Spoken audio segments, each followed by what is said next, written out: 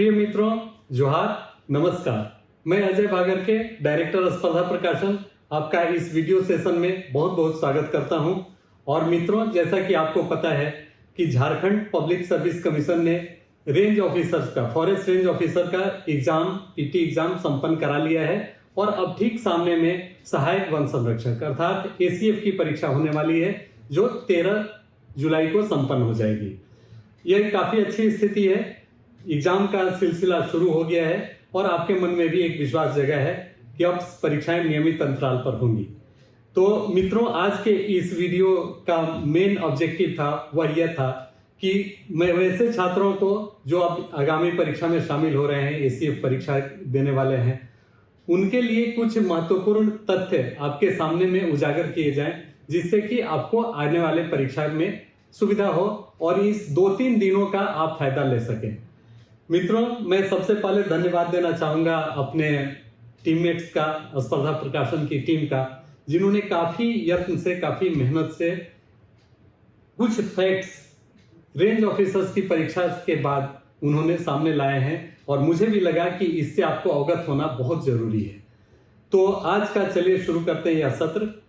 आज का यह करंट अफेयर्स से रिलेटेड सत्र होगा, जिसमें बहुत ही तरीके से, बहुत ही बारीकी से यह दिखाया जाएगा कि आपको किस पीरियड को कवर करना चाहिए और कौन कौन से सेक्शंस को कवर किया जाना चाहिए करंट अफेयर्स के लिए।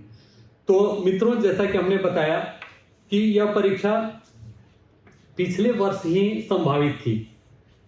आपने फॉर्म भी भरा होगा वर्ष 2024 में और उसके अकॉर्डिंगली आपने जो इसका शेड्यूल देखा होगा उसमें आप देखे होंगे कि 22 सितंबर 2024 को यह परीक्षा संभावित थी। 22 सितंबर 2024, लेकिन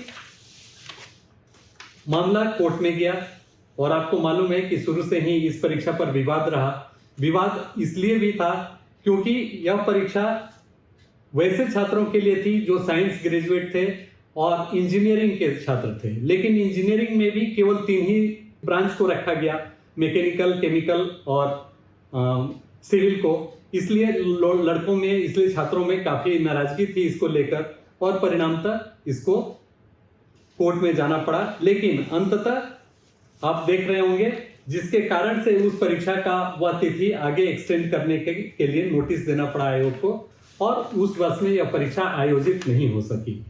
तो इससे यह निष्कर्ष निकलता है कि इस परीक्षा की सारी तैयारी जेपीएससी ने वर्ष 2024 में ही पूरी कर ली और वह चाहता था, आयोग का यह प्रयास था कि यह 22 सितंबर को ही परीक्षा संपन्न हो जाए, लेकिन हो ना सका।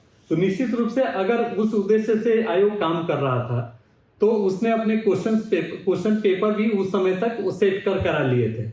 इसीलिए इस प्रश्न पत्र को जब हमने देखा, मेरे हाथ में वन क्षेत्र पदाधिकारी का आप देख रहे होंगे कि बुकलेट नंबर ए है, बुकलेट ए, सीरीज ए, जो अभी हाल ही में 29 तारीख को संपन्न हुआ है।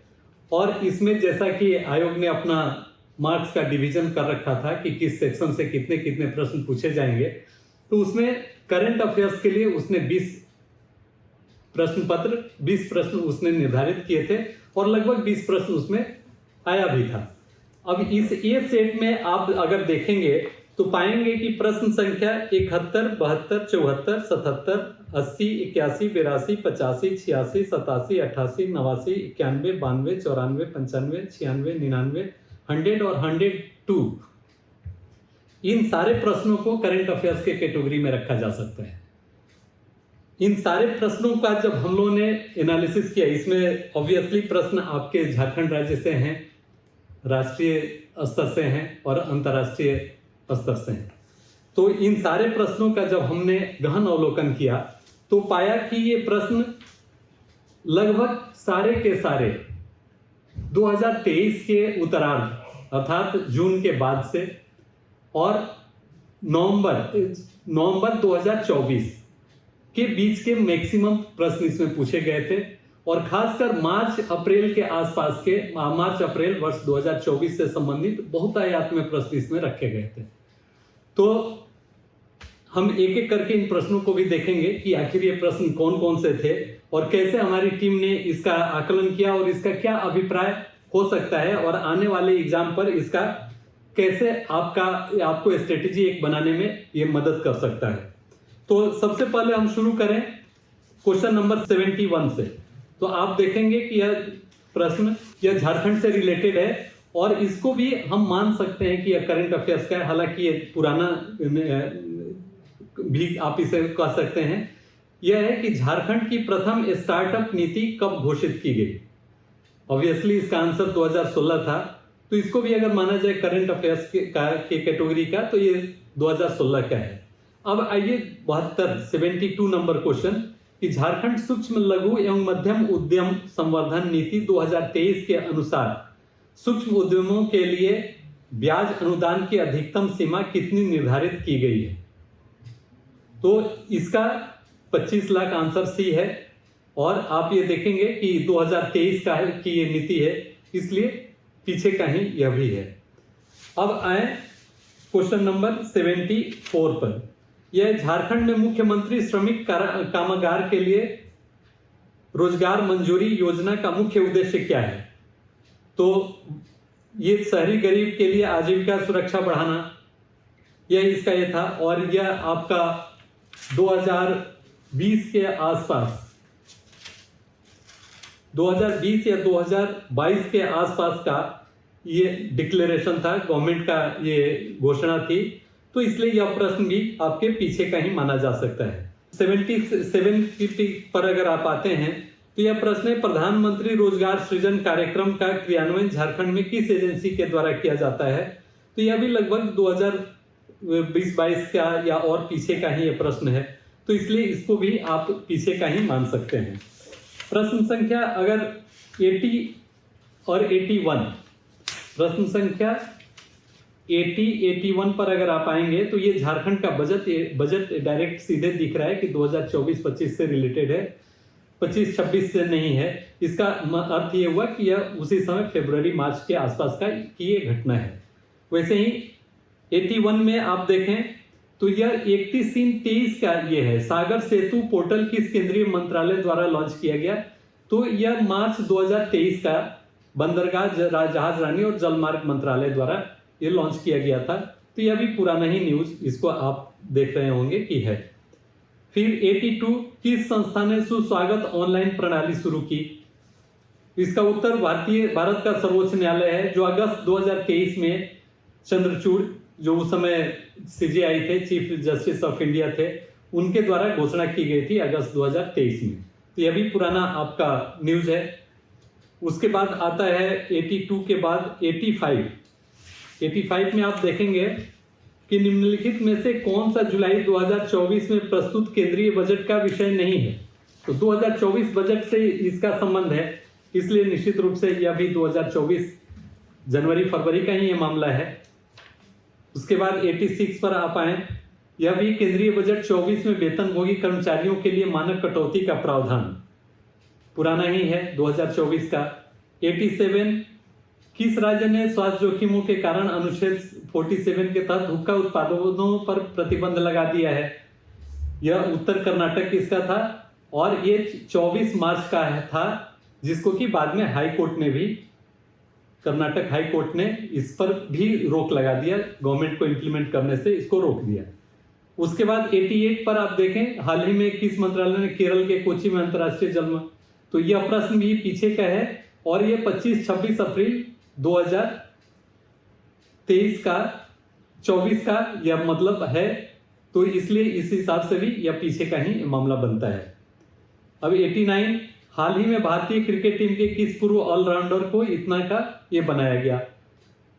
तो आंसर युवराज सिंह है। T20 विश्व कप के लिए राजदूत नियुक्त किया गया, तो अप्रैल 2024 में यह घोषणा की गई थी, इन्हें नियुक्त किया गया था।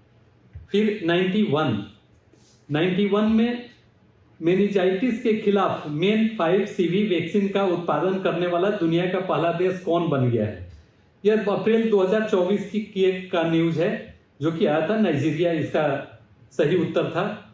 उसके बाद 92 नंबर क्वेश्चन आप देखेंगे कि अंतरिम केंद्रीय बजट 24-25 में रक्षा मंत्रालय को कितना बजट। तो स्वाभाविक है कि ये 24 का प्रश्न है, फरवरी मार्च का। फिर 94 पर आप आ जाएं, नेशनल ग्रीन ट्रिब्यूनल ने किस राज्य के जल निकायों पर चलने वाले क्रूज जहाजों पर प्रतिबंध लगाने का आदेश दिया? तो उत्तर मध्य प्रदेश था, जो कि सितंबर 2023 का ये इवेंट है, उस समय की ये बात है। फिर अब 95 में आप देखेंगे कि कौन सा शहर नालंदा बौद्ध धर्म पर राष्ट्रीय सम्मेलन का मेजबान था। यह लेह में आयोजित हुआ था नालंदा बौद्ध धर्म पर राष्ट्रीय सम्मेलन, जो अगस्त 11-12-2023 को संपन्न हुआ था। यह भी पुराना ही न्यूज है। अब 96 में आप देखें, यह है 2025 में कौन सा देश G20 शिखर सम्मेलन की मेजबानी करेगा? किया क्या इसमें जिक्र नहीं है, करेगा। तो इसका अनाउंसमेंट नवंबर 2024 में ही हो गया था कि इसके लिए दक्षिण अफ्रीका को नामित किया गया था, जोहान्सबर्ग में इसका हुआ। तो ये भी प्रश्न आपका पुराना ही है। 99 पर अब आप आ जाएं। निम्नलिखित में से जून 2025 में निम्न में से किस भारतीय नेता ने साइप्रस का सर्वोच्च नागरिक सम्मान प्राप्त किया? यही एक प्रश्न है जिसको कि आप करंट मान सकते हैं। अदरवाइज जितने भी इसमें प्रश्न अब तक हमने पढ़े हैं वो सारे के सारे आपके पीछे के ही हैं, 2024 से ही रिलेटेड है। 2025 का एक भी प्रश्न इसमें नहीं है। लेकिन इसमें यह भी हो सकता है कि इसका अनाउंसमेंट पहले हो गया हो और इसमें किया बाय मिस्टेक भी, या जैसे भी हो सकता है इस प्रश्न को डाला गया हो, इधर 1-2 पेजेस वगैरह चेंज करके सारे प्रश्न यथावत रखते हुए 1-2 रख दिए गए हों, या जैसे भी हो प्राप्त करेंगे के बजाय किया इसमें लिख दिया गया है। तो ये हो सकता है कि एक ये नया क्वेश्चन हो। उसके बाद 100 नंबर क्वेश्चन आप आ जाए। 2024 ओलंपिक में पुरुषों की भाला फेंक में किस भारतीय एथलीट ने स्वर्ण पदक जीता?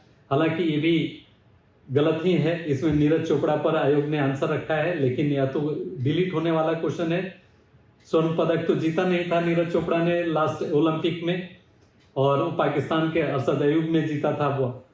तो इस प्रकार से यह भी पुराना ही क्वेश्चन है, 2024 से ही रिलेटेड है। और एक प्रश्न जिसे कि हम मान सकते हैं कि वो भी करंट अफेयर्स का हो सकता है, उसमें हाल ही में वैश्विक व्यापार आउटलुक और सांख्यिकी रिपोर्ट किस संगठन द्वारा जारी की गई? तो यह विश्व व्यापार संगठन द्वारा, जैसा कि आपको मालूम है, विश्व व्यापार आउटलुक और सांख्यिकी रिपोर्ट जारी किया जाता है। तो 2024 का जिक्र किया जा रहा है या 25 का, यह क्लियर नहीं है, इसलिए इसको भी हम लोग पुराना मान सकते हैं। तो मित्रों, अभी तक हमने जितने भी प्रश्नों की चर्चा की वे सारे के सारे 20 प्रश्न थे जिसका कि हमने अभी जिक्र किया। और आपने देखा कि इसमें से अधिकांश क्या, लगभग सारे प्रश्न 2024-23 का कुछ उतरा, अर्थात 23 का जून के बाद का और 24 के बीच के मध्य के थे। तो इस प्रकार से यह आपको नहीं भूलना चाहिए कि पीछे के करंट अफेयर्स को आप इग्नोर कर दें। मेरे पूरे वीडियो बनाने का एकमात्र मकसद यही था कि आप पीछे के करंट अफेयर्स की तरफ भी जाएं। आप यह माने कि 2023 और 24 के बीच के भी जो भी घटनाएं थी वह इस एग्जाम के लिए इंपॉर्टेंट है।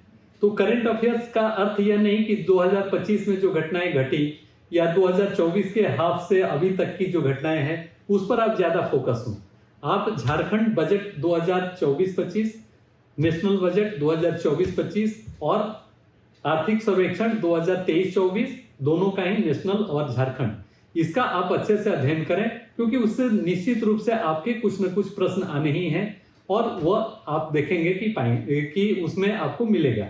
हो सकता है कि आपको 2025-26 का नाम देखने को मिले, लेकिन यह भी एक रिस्की कदम होगा कि आप 2025-26 को भी टोटली इग्नोर कर दें।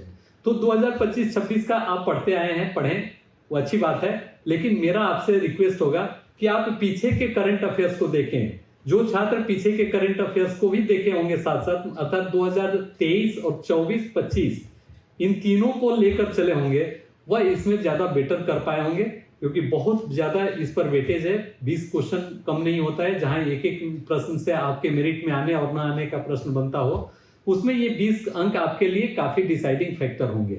तो मित्रों, मैं चाहूंगा कि आयोग के इस ट्रेंड को देखते हुए, जो वन क्षेत्र पदाधिकारी की परीक्षा भी हाल ही में संपन्न हुई है और दोनों के सिलेबस पीटी के लगभग एक ही हैं, केवल प्रश्नों की संख्या कुछ कम और बेसी है। इसमें आप देखेंगे कि ज्योग्राफी वाला पोर्शन से 5 प्रश्न काट के विज्ञान वाले पोर्शन में जोड़ दिया गया है। इसके अतिरिक्त जितने भी हैं सारे लगभग एक ही से हैं। तो यह मैं मानता हूं कि प्रश्नों की प्रकृति, प्रश्नों का स्तर ऑलमोस्ट वही होने जा रहा है जो वन क्षेत्र पदाधिकारी का था। लेकिन आपसे मैं पुनः कहना चाहूंगा कि आप करंट अफेयर से संबंधित 2023 और 24 से भी जो महत्वपूर्ण तथ्य हैं उनका भी एक बार आप अवलोकन जरूर कर लेंगे और कोशिश करेंगे कि खासकर बजट वाले सेक्शंस को इग्नोर न करें, या जो चर्चा में उस समय फैक्ट्स थे उसको आप इग्नोर नहीं करें। और जाते जाते मैं आपको सलाह देना चाहूंगा, स्पर्धा की झारखंड ईयर बुक को, अगर इससे रिलेटेड, झारखंड से रिलेटेड करंट अफेयर्स है तो आप इसका आप देख सकते हैं। इसमें करंट अफेयर्स जो 2024 और 25 का कवर किया गया है वह हो सकता है। और भी पीछे अगर आप जाना चाहेंगे तो झारखंड करंट अफेयर्स स्पर्धा की यह पुस्तक आपके स्क्रीन पर दिख रही होगी, यह भी है। इसका बहुत ही नॉमिनल प्राइस होगा, सॉफ्ट कॉपी के रूप में, ई बुक के रूप में आपको स्पर्धा लर्निंग प्लेटफॉर्म ऐप पर मिल जाएगा, या स्पर्धा के वेबसाइट www.spardhaprakasan.com पर आपको ये दिख जाएगा। तो इसको आप ले सकते हैं और उससे एक सरसरी निगाह से, क्योंकि इसमें आपको पूरे ईयर का टाइमलाइन मींस डायरी आपको दिया हुआ है। अगर उसका भी केवल एक बार अध्ययन कर लेते हैं तो सारे तथ्य आपके दिमाग में एक बार घूम जाएंगे, तो इससे आपको मदद मिल सकती है। तो ये हुई करंट अफेयर से रिलेटेड आपकी आज का डिस्कशन, जो कि निश्चित रूप से अगर आप इस पर ध्यान देंगे तो मुझे थैंक्स जरूर बोलेंगे आप 13 तारीख के बाद, क्योंकि मुझे पूरा यकीन है कि दोनों प्रश्न पत्र एक ही साथ सेट कराए गए होंगे और यह पूरा का पूरा 2024 को दिमाग में रखकर आयोग ने इसकी तैयारी की थी, इसलिए प्रश्न पत्र भी उसी समय सेट किए गए रहे होंगे। हो सकता है कि एक दो प्रश्न इसमें ऐड कर दिए जाएं इधर के भी, लेकिन कुछ न कुछ प्रश्न उसमें उधर के जरूर रहेंगे। तो मेरा आपसे रिक्वेस्ट होगा कि आप उन सारे तथ्यों को भी एक बार अपने जहन में लाएंगे और इस एग्जाम को अच्छे से पूरे मुस्तैदी के साथ इसको फेस करेंगे और क्वालिफाई करेंगे। जाते जाते मैं आपको जो स्पर्धा प्रकाशन का इनिशिएटिव है उसके बारे में बताना चाहूँगा कि जैसा कि आपको मालूम है कि अब स्पर्धा प्रकाशन ने अपने डिजिटल प्लेटफॉर्म स्पर्धा लर्निंग प्लेटफॉर्म लॉन्च किया है, जिसके थ्रू फॉरेस्ट रेंज ऑफिसर्स के मेंस की भी प्रिपरेशन उसने शुरू कर दी है। और मैं थैंक्स बोलना चाहूँगा उन छात्रों को जो काफ़ी कम समय में अपना इनरोलमेंट इसमें कराया है और उनका क्लासेस भी अब शुरू हो चुका है। तो आप इसका भी एडवांटेज लेंगे और अपनी तैयारी को संपूर्णता देंगे, क्योंकि यह मौका फिर दोबारा नहीं आने वाला है।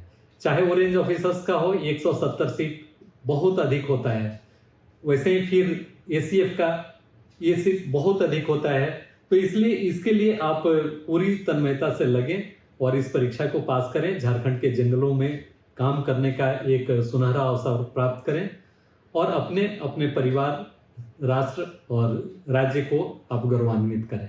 तो बस आज के लिए इतना ही। जोहार, नमस्कार, धन्यवाद।